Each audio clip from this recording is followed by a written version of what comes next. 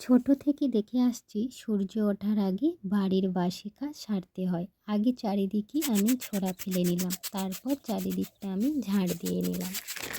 আমি গ্রামের সাধারণ ঘরের বউ, যার সারাদিনের কাজ হলো সংসারের কাজ করা।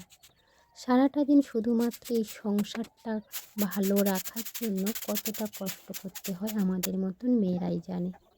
তারপর কিছু কিছু মেয়েদের শুনতে হয়, সারাটা দিন কি করো সংসারের জন্য।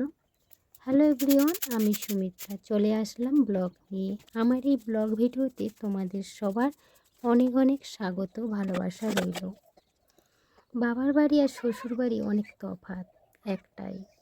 বাবার বাড়িতে কোনো কাজ করলে মা সারাদিন বলে, বেচারি আমার মেয়ে অনেক কাজ করেছে।